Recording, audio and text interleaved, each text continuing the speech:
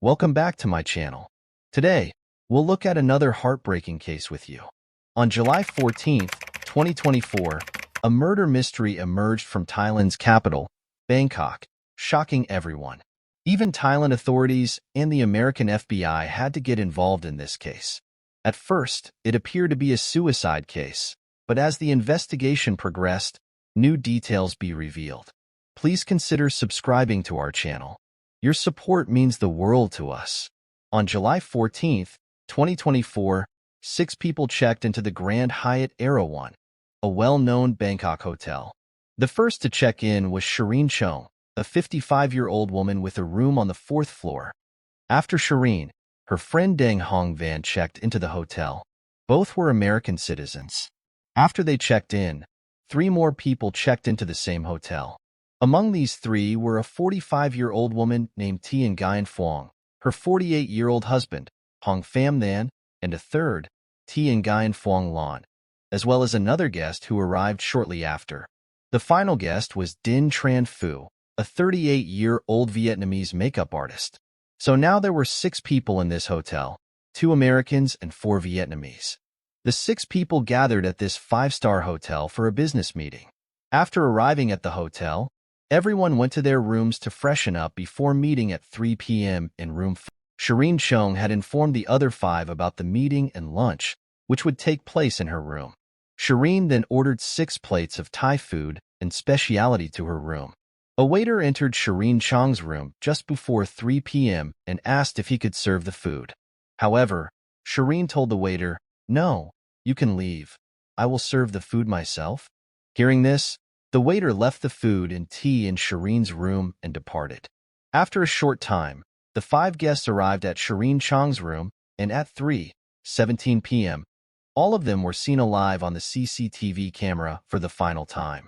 The entire day and night of the 14 passed, but no one left room 502. Then, on 15, the hotel staff called Shireen Chong's room because they were supposed to check out that afternoon, but there was no answer from inside. Seeing this, the hotel staff became concerned, and after some time, the hotel manager considered entering the room with the master key. The manager and other hotel employees entered room 502, where everyone was taken aback by what they saw. As soon as they opened the door, they discovered a man lying face down in front of them. Moving on, they discovered 2 more people collapsed around the dining table in the drawing room. In addition, 2 people were unconscious in the bathroom, and Shireen Chong lay unconscious in her bedroom. They examined the breathing of all 6 people, but none of them were breathing. The police were accompanied by forensic experts, who suspected that the deaths were the result of poisoning. The police then transported all of the bodies to Police General Hospital for post-mortem examinations. Meanwhile, Thai police began investigating the case, and because all 6 people were foreigners, Thai officials notified the Vietnamese and American embassies about it. The police first interrogated the hotel staff, and they discovered that all 6 people were last seen alive around 2 p.m. on July 15th. The police then seized the food found in the room. Even the Thai food on the plates remained untouched. However, all 6 people had clearly drunk tea, as there was a small amount of tea left in all 6 cups, and the tea bags lying there had turned black. This implied that before dying, these people only drank tea. The police then sent the pot used to transport the tea, as well as the 6 cups, for forensic analysis. Meanwhile, the post-mortem report revealed that all 6 people died from cyanide poisoning.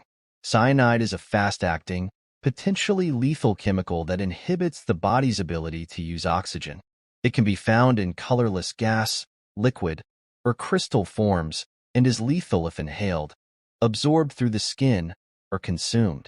Another report, however, confirmed that cyanide was found in both these individuals' tea and food. However, during the initial investigation, the police obtained CCTV footage from the hotel's 5th floor, which revealed that no one else entered or exited the room after these 6 people entered. However, after some time, the police discovered that some of them intended to go to the beach on the 16th. One had hired a tour guide to explore Bangkok, while another had a meeting scheduled for the following morning. The question here was why someone who had planned what they were going to do the next day would suddenly commit suicide. The police initially suspected some mafia gangs in Thailand, as all of these individuals were businessmen with a lot of money. So the police suspected that a Thai gang had demanded money from them and, when they refused to pay, had them killed. However, the police quickly dismissed this theory, citing the victims' call records and conversations with their families as evidence that none of these men were affiliated with any gang in Thailand or elsewhere. Furthermore, the door was locked from the inside, and no windows in the room were open. Then the question arose: who mixed cyanide into all 6 people's food, and why? To find out the truth about these questions, the police decided to speak with the families of all the victims. A story emerged revealing that Shireen Chung, a U.S. citizen living in Japan, wanted to open a hospital there. Shireen had found several investors for the large project, and 2 of the most important were a couple among the 6 people, Ms. Pong and her husband, Mr. Hong Pong Pong. They had put nearly $500,000 into this project. Although Phuong Lan and Duong Hung Van had also invested in this project, their sums were not significant. However, the construction of Shireen's hospital was taking longer than expected due to COVID-related delays. As a result, the 4 of them began to worry that their money would be wasted, as they had invested heavily in the project. This prompted them to put pressure on Shireen Chung, urging her to return their funds because the project was not moving forward. Shireen Chung repeatedly assured them that they would speed up the construction process. Ms. Pong, along with her husband, eventually filed a lawsuit against Shireen Chung. They filed an appeal in court, claiming that Shireen Chung was not returning their investment. However, Shireen insisted that she had no such intention and would return their money soon. Shireen Chung suggested they meet outside of court. This meeting was supposed to determine the future course of action and was originally scheduled to take place in Japan. However, the meeting could not be held in Japan because the Vietnamese investors were having difficulty obtaining Japanese visas. The group then decided that the meeting should be held in Bangkok, Thailand, where they would also have the opportunity to explore the city. Following this, the meeting was scheduled for July 15th, and everyone arrived at the hotel on time, but they were later discovered dead. Following the incident, all of the victims' families expressed suspicion about Shireen Chung. This was because cyanide was discovered in all of their food and tea, and when the waiter delivered the food to Shireen Chung's room, she was alone in her room and refused to have the waiter serve the food. When the police discovered this information, they interrogated the hotel staff once more. The staff reported that when Shireen Chung arrived at the hotel, she appeared nervous, and her body language indicated that she was terrified. Later in the afternoon, she emerged from her room wearing a colorful dress, but her face still showed signs of nervousness. According to reports, the police reinvestigated the crime scene and discovered Shireen's bag. Shireen's bag contained some stunningly beautiful individuals who worked tirelessly to provide you with high-quality content based on extensive research. After hearing this, the police returned to the crime scene and discovered Shireen's bag. Shireen's bag contained some documents relating to her investment disputes. Additionally, cyanide was discovered in Shireen's bag, indicating that Shireen Chung poisoned everyone with cyanide. Following this, Thai police requested cooperation from U.S. security agencies and the FBI in order to learn more about Shireen's background. The Thai police then discovered that Shireen had previously visited Thailand 5 times. Furthermore, Shireen had been claiming to be the wife of a billionaire from Dubai, which was false.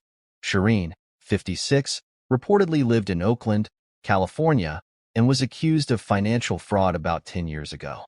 Actually, Shireen Chung had promised some Vietnamese people that she would secure their permanent residency in the United States in exchange for money. However, Shireen later deceived them.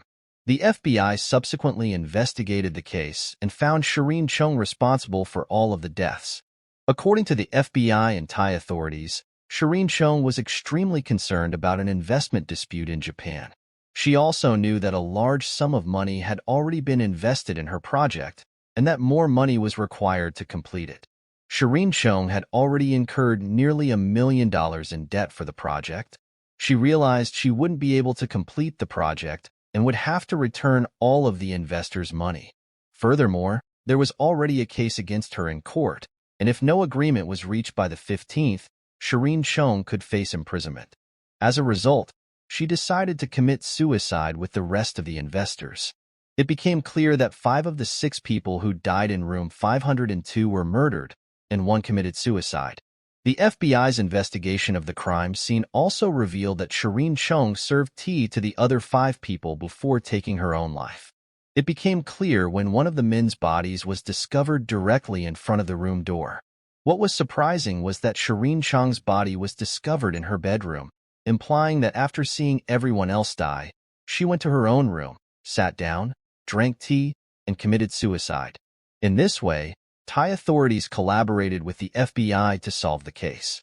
Although one victim's sister was also supposed to arrive at the hotel, she was unable to do so due to personal reasons.